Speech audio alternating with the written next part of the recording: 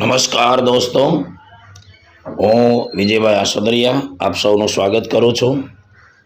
ધોરણ 10 સામાજિક વિજ્ઞાન એમાંથી માત્ર ને માત્ર 2 ગુણના પ્રશ્નો જ આપણે બોર્ડની પરીક્ષામાં પૂછાય છે.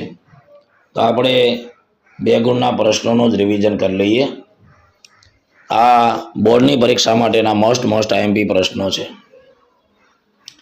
સૌથી પહેલી વાત છે, મોંગોલોઇડ પ્રજાનો પરિચય આપો.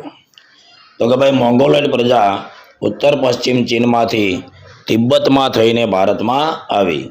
ખાસ ધ્યાન રાખજો, ઉત્તર પશ્ચિમ ચીનમાંથી તિબ્બતમાં થઈને એ પ્રજા છે એ ભારતની અંદર આવી હતી. એમણે ઉત્તર આસામ, સિક્કિમ, ભૂતાન, પૂર્વ બંગાળ આ બધા રાજ્યોની અંદર એણે વસવાટ કર્યો હતો અને સમય જતાં એનું ભારતીયકરણ થયું. અને આ પ્રજાનો વર્ણ પીળો હતો, ચપટો ચહેરો, ઉપસેલા ગાલ અને બદામ આકારની આંખો. પીળો વર્ણ, ચપટો ચહેરો, ઉપસેલા ગાલ, બદામ આકારની આંખો. બીજો પ્રશ્ન છે, પ્રાકૃતિક વારસો અને સાંસ્કૃતિક વારસા વચ્ચેનો તફાવત સમજાવો. પ્રાકૃતિક વારસો એટલે પ્રકૃતિ તરફથી મળેલી અમૂલ્ય ભેટ.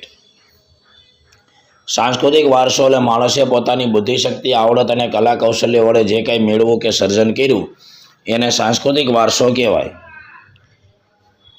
પ્રાકૃતિક વારસાની અંદર નદીઓ, પર્વતો, જંગલો, મેદાનો, રણ એ બધું આવે. અને સાંસ્કૃતિક વારસાની અંદર ઇમારતો, શિલાલેખો, સ્તૂપો, ચૈત્ય, વિહાર, મંદિર, મસ્જિદ, મકબરા, ગુંબજો, કિલ્લાઓ, દરવાજાઓ એ બધું સાંસ્કૃતિક વારસાની અંદર આવશે. ત્યાર પછી વાત આવે ઓસ્ટ્રેલોઇડ પ્રજા. તો કે ભાઈ, ઓસ્ટ્રેલોઇડ પ્રજા છે એ અગ્નિ એશિયામાંથી ભારતમાં આવી. આર્ય પ્રજા છે એને નિષાદ કહેતા હતા. આ વસ્તુ ખાસ ધ્યાન રાખવાની. અગ્નિ એશિયામાંથી આવી આર્ય પ્રજા એને નિષાદ કહેતા. રંગ શ્યામ, લાંબુ પહોળું માથું, ચપટું નાક અને ટૂંકું કદ. ભારતની કોલ અને મુંડા જાતિમાં, અસમની ખાસી પ્રજામાં, આંદામાન નિકોબાર અને મ્યાનમારની જાતિમાં ઓસ્ટ્રેલોઇડ પ્રજાના મોટા ભાગના લક્ષણો હજી જોવા મળે છે. માટીના વાસણ બનાવવા, ખેતીકામ કરવું, સુતરાઉ કાપોનું વણાટકામ કરવું, આ બધું એ લોકોનું કૌશલ્ય હતું.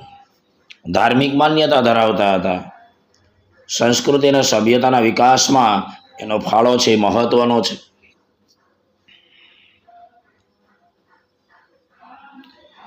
વારસો એટલે શું? તો કે સંસ્કૃતિની અનેકવિધ બાબતો એક પેઢી પોતાની અનુગામી પેઢીને આપે છે અને એ પેઢી પોતે શીખેલી કે મેળવેલી બાબતોનો એમાં ઉમેરો કરે અને વળી એ પેઢી પોતાની અનુગામી પેઢીને આપે. આમ પેઢી દર પેઢી જીવનમાં જે કાંઈ પ્રાપ્ત થાય એને કહેવાય વારસો, અથવા તો આપણા પૂર્વજો તરફથી મળેલી અમૂલ્ય ભેટ. ગુજરાતના ઐતિહાસિક મહત્વ ધરાવતા સ્થળો કયા છે? વડનગરનું કીર્તિ તોરણ, જૂનાગઢની અંદર આવેલો સમ્રાટ અશોકનો શિલાલેખ, મોઢેરાનું સૂર્યમંદિર, ચાંપાનેરનો દરવાજો, સિદ્ધપુરનો રુદ્રમહાલય, વિરમગામનું મુનસર તળાવ, અમદાવાદની જામા મસ્જિદ, ઝુલતા મિનારા, સીદી સૈયદની જાળી, અઠીસીના દેરા, પાટણનું સહસ્ત્રલિંગ તળાવ, વડોદરાનો રાજમહેલ, જૂનાગઢની અંદર મોહમ્મદ ખાનનો મકબરો, નવસારી અંદર પારસીની અગિયારી, આ બધા ગુજરાતના ઐતિહાસિક મહત્વ ધરાવતા સ્થળો છે. પ્રાચીન ભારતમાં આવેલી વિદેશી પ્રજાનું ભારતીયકરણ કેવી રીતે થયું?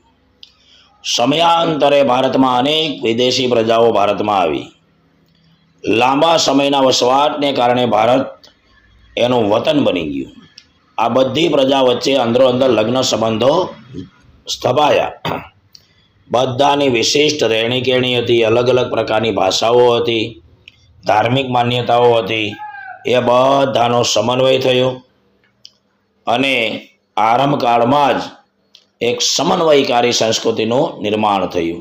એટલે વિદેશી પ્રજાની સંસ્કૃતિ અને ભારતીય પ્રજાની સંસ્કૃતિ એ બંનેનું મિશ્રણ થયું અને એમાંથી સમન્વિત ભારતીય સંસ્કૃતિનું સર્જન થયું. ટૂંકમાં વિદેશી પ્રજા હંમેશ માટે ભારતીય બની ગઈ, તો એને કહેવાય ભારતીયકરણ. આર્યો પ્રકૃતિ પ્રેમી હતા એમ શા માટે કહી શકાય? તો કે આર્ય પ્રજા છે વૃક્ષો, નદીઓ, પર્વતો, સૂર્ય, વાયુ, વરસાદ આ પ્રકૃતિના જુદા જુદા તત્વોની આરાધના કરતા હતા.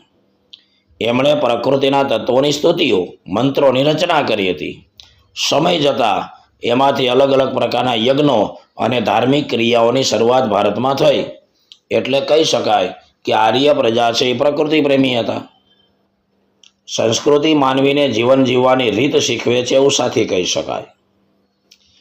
તો કે ભાઈ વ્યક્તિના આહાર, પોશાક, રહેઠાણ, કૌટુંબિક જીવન અને એની અભિવ્યક્તિની રીતો, મનોરંજન મેળવવાની રીતો, બોલવા ચાલવાની ઢબ, આપણી અર્થોપાર્જન એટલે કે આવક મેળવવાની રીત, આ બધું સંસ્કૃતિ નક્કી કરે છે. એટલે એમ કહી શકાય કે સંસ્કૃતિ છે એ માનવીને જીવન જીવવાની રીત શીખવે છે. ભારતની વિશેષતાઓ જણાવો. ભારતના પ્રાચીન ગ્રંથ વિષ્ણુ પુરાણમાં ભારત માટે ભારત વર્ષ નામનો ઉલ્લેખ છે. શુભ કાર્યની શરૂઆતમાં લેવાતા સંકલ્પની અંદર ભારત વર્ષ, ભરતખંડ, જંબુદ્વીપ, આર્યાવ્રત આવા શબ્દોનો ઉલ્લેખ થયો છે. ભારતની ઉત્તરે હિમાલય, પૂર્વ, પશ્ચિમ, દક્ષિણ એમ 3 દિશામાં કુદરતી સરહદો ધરાવતો દેશ છે. પૂર્વની અંદર બંગાળાની ખાડી, પશ્ચિમની અંદર અરબ સાગર, દક્ષિણની અંદર હિન્દ મહાસાગર.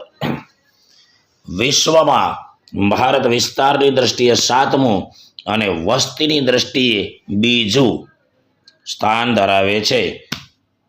ભારતે આપણને અને વિશ્વની પ્રજાને સમૃદ્ધ અને વૈવિધ્યપૂર્ણ સાંસ્કૃતિક વારસો આપ્યો છે. આ બધી ભારતની વિશેષતાઓ છે. માત્ર 2 ગુણના પ્રશ્નો જ આ પાઠમાંથી પૂછાય છે. એટલે 2 ગુણના પ્રશ્નોની જ જબરદસ્ત તૈયારી આ પાઠમાંથી કરી નાખવી. ભારતની ભૂમિ ઉપર આવેલ પ્રાચીનતમ પ્રજાઓ શબ્દ ઉપર ખાસ ધ્યાન આપવાનો છે. એમાં નેગ્રીટો એટલે કે હબસી, ઓસ્ટ્રેલોઇડ એનું બીજું નામ હતું નિષાદ, દ્રવિડ, અલ્પાઇન, ડિનારિક, આર્મેનોઇડ, મોંગોલોઇડ, આર્યો આ બધા ભારતની પ્રાચીનતમ પ્રજાઓ. ગુજરાતના ધાર્મિક મહત્વ ધરાવતા સ્થળો, તીર્થસ્થાનો કયા? તો કે દ્વારકાની અંદર દ્વારકાધીશનું મંદિર, જગતગુરુ શંકરાચાર્યની શારદાપીઠ, 12 જ્યોતિર્લિંગોમાંથી એક સોમનાથ મંદિર. ઉત્તર ગુજરાતમાં અંબાજી મંદિર, બનાસકાંઠા જિલ્લો, બહુચરાજી મંદિર, મહેસાણા જિલ્લો, મહાકાળી મંદિર, પાવાગઢ, પંચમહાલ જિલ્લો, મીરાદાતાર, ઉનાવા, પાટણ જિલ્લો, જૈન તીર્થ પાલીતાણા, ભાવનગર જિલ્લો, રણછોડરાયનું મંદિર, ડાકોર, ખેડા જિલ્લો, શામળાજીનું મંદિર, અરવલ્લી જિલ્લો. આ બધા ધાર્મિક મહત્વ ધરાવતા સ્થળો છે. આપણે નદીઓને લોકમાતાનું બિરુદ શા માટે આપ્યું છે? શા માટે આપણે એને લોકમાતા કહીએ છીએ? તો કે પ્રાચીન ભારતની સંસ્કૃતિ સિંધુ અને રાવી નદીના કિનારે વિકસી. ગંગા, યમુના, નર્મદા, ગોદાવરી, કૃષ્ણા, કાવેરી આ બધી નદીઓએ ભારતના લોકજીવનને સમૃદ્ધ બનાવવામાં બહુમૂલ્ય ફાળો આપ્યો છે. નદીઓ પીવાનું, ઘર વપરાશનું, ઉદ્યોગો માટેનું પાણી તેમજ સિંચાઈ, વીજળી, જળમાર્ગ જેવી મહત્વની જરૂરિયાતો પૂરી કરવામાં મહત્વનો ફાળો આપે છે.